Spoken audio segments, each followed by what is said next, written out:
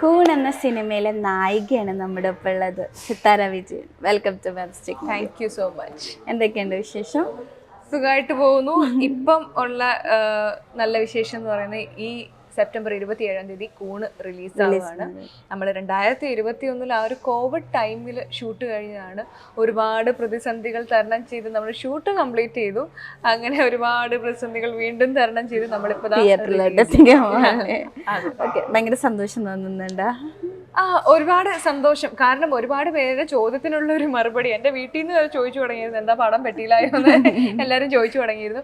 അവർക്കും കൂടി ഒരു സന്തോഷമുള്ള ഒരു കാര്യമാണ്. ഫൈനലി പടം റിലീസാണ്. എങ്ങനെയാണ് ഈ കൂൺ എന്ന സിനിമയിലേക്ക് എത്തുന്നത്, കാസ്റ്റ് ചെയ്യപ്പെടുന്നത്?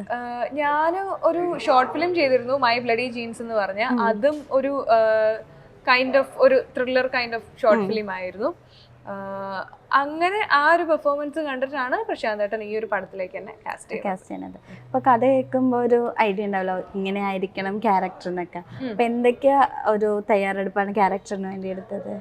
എൻ്റെ അടുത്ത് ഞാൻ ആ ഒരു സമയത്ത് നല്ല മെലിഞ്ഞിട്ടായിരുന്നു ഇരുന്നത്. അപ്പൊ എൻ്റെ അടുത്ത് കുറച്ച് തടി വെപ്പിക്കാനായിട്ട് പറഞ്ഞിരുന്നു. എനിക്ക് ഇപ്പോൾ ഷേപ്പ് ഷിഫ്റ്റിംഗ് വളരെ ഈസി ആണ്. എനിക്ക് ഇപ്പോൾ മെലിയാനാണെങ്കിലും തടിക്കാനാണെങ്കിലും ഞാനൊന്ന് ഡയറ്റ് കൺട്രോൾ ചെയ്തിട്ടുണ്ടെങ്കിൽ ഐ ക്യാൻ ബി ബോത്ത്.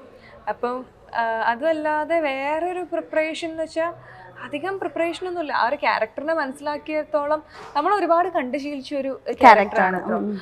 ഈ ഒരു ജനറേഷനിൽ എടുത്ത് നോക്കുകയാണെങ്കിൽ എന്തെങ്കിലും ഒരു ഇമോഷണൽ സ്ട്രഗിളിലൂടെ കടന്നു പോകുന്ന ഒരുപാട് പേരുണ്ടായിരിക്കും, പ്രത്യേകിച്ചും സ്ത്രീകൾ.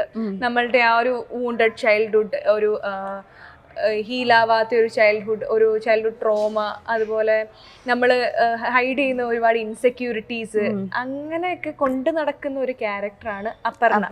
നമ്മൾ കണ്ട് പരിചയിച്ച ഒരുപാട് പേരുള്ളത് കൊണ്ടും എക്സ്പീരിയൻസ് ഉള്ളത് കൊണ്ടും ആ ഒരു ക്യാരക്ടറിനെ മനസ്സിലാക്കുക എന്ന് പറയുന്നത് ഈസിയായിരുന്നു. അപ്പോൾ കുറച്ചുകൂടെ കണക്ട് ചെയ്യാൻ പറ്റി.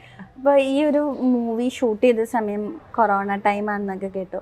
അപ്പോൾ ഏറ്റവും മൂവിക്ക് പ്രിപ്പയർ ചെയ്യുമ്പോൾ ഏറ്റവും നേരിട്ടൊരു ചാലഞ്ച് എന്തായിരുന്നു? ഈ കൊറോണയുടെ ആ ഒരു ഇഷ്യൂ തന്നെയായിരുന്നു? അതെ. കാരണം ഇവർ ഓൾറെഡി ഷൂട്ട് തുടങ്ങുകയാണെന്ന് പറഞ്ഞിട്ട് എനിക്കൊരു മെസ്സേജ് വന്നിട്ട് ഒരു 2 ദിവസം കഴിഞ്ഞ പാടുണ്ട് നമ്മൾ ഷൂട്ടിംഗ് ഒന്ന് നിർത്തി വെക്കുകയാണ് കേട്ടോ എന്ന് പറഞ്ഞിട്ട്. അപ്പോഴത്തേക്കും ഓക്കെ, ഞാൻ മാത്രമല്ല, അവർ അതിലും വലിയ സ്ട്രഗിളിലാണെന്ന് ഞാൻ ഇന്ന് ഇവർ പറയുമ്പോഴാണ് ഞാൻ അറിയണത്. അവരെൻ്റെ അടുത്ത് പറഞ്ഞു, ഓക്കെ ഷൂട്ടിംഗ് നിർത്തി വെക്കുക, ഒരു 14 ദിവസം ക്വാറന്റൈനിൽ പോകേണ്ടി വരും. കാരണം കോവിഡ് പോസിറ്റീവ് ആയിട്ടുണ്ട്.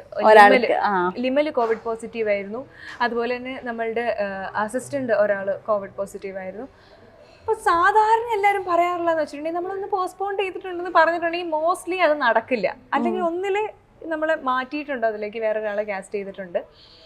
അങ്ങനെ എനിക്ക് എക്സ്പീരിയൻസ് ഉണ്ടായിട്ടുണ്ട്. അപ്പോൾ അതുകൊണ്ട് ഞാൻ വിചാരിച്ചു ഇതും അത് തന്നെ എന്നൊക്കെ കരുതി ഇരിക്കുകയായിരുന്നു. പക്ഷേ കുറച്ച് നാൾ കഴിയുമ്പോഴത്തേക്കും കറക്റ്റ് ഒരു 14 ദിവസം കഴിഞ്ഞപ്പോഴത്തേക്കും പ്രശാന്തേട്ടൻ ഫോൺ വിളിച്ച് നമുക്ക് റീസ്റ്റാർട്ട് ചെയ്യാം, സിത്താർ റെഡി അല്ലേ? ഞാൻ കോവിഡ് ആണെങ്കിലും കുഴപ്പമില്ല, ഞാൻ ഐ എം റെഡി എന്നുള്ള രീതിയിലായിരുന്നു ഇരുന്നത്. ഓക്കെ ഫൈൻ, വിൽ റീസ്റ്റാർട്ട് എന്നുള്ള രീതിയിൽ നമ്മൾ സ്റ്റാർട്ട് ചെയ്തു. നമ്മളൊരു പടത്തിന്റെ ഷൂട്ട് എന്ന് പറയുമ്പോൾ നമ്മളത്ര പറയണ പോലെ ഈസി അല്ല. ഒരു ശരിക്കും ഉള്ളൊരു സ്ട്രഗിള് ഞാൻ വേറെ പ്രൊജക്ട്സ് ചെയ്തിട്ടുണ്ടെങ്കിലും ശരിക്കും മനസ്സിലാക്കണേ ഒരു പടത്തിനായിരുന്നു.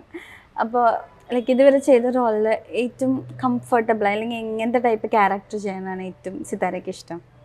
ഇതുവരെ ചെയ്തതിൽ വെച്ച് ഏറ്റവും കംഫർട്ടബിളും ഈസി ആയിട്ടും ഫണ്ണായിട്ടും അടിച്ചു പൊളിച്ചിട്ടുള്ളത് ഹാപ്പി സർദാർ. എൻജോയ് ചെയ്ത് എല്ലാരും കൂട്ടുകാർ വൈബായിരുന്നു.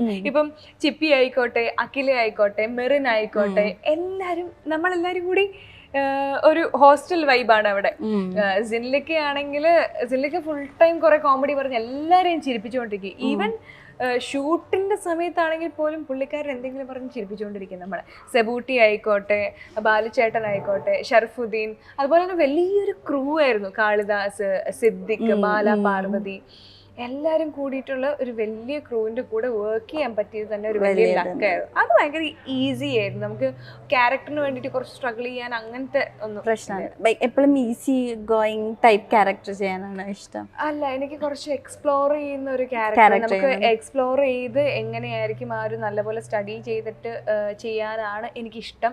അത് നല്ല രീതിയിൽ ഗൈഡ് ചെയ്യാനായിട്ട് ഒരാളുണ്ടെങ്കിൽ കുറച്ചും കൂടി നല്ലത്. നല്ല പ്രൊജക്ട്സ് ചെയ്യാനും നല്ല ഡയറക്ടേഴ്സിന്റെ കൂടെ വർക്ക് ചെയ്യാനൊക്കെ താല്പര്യമുണ്ട്.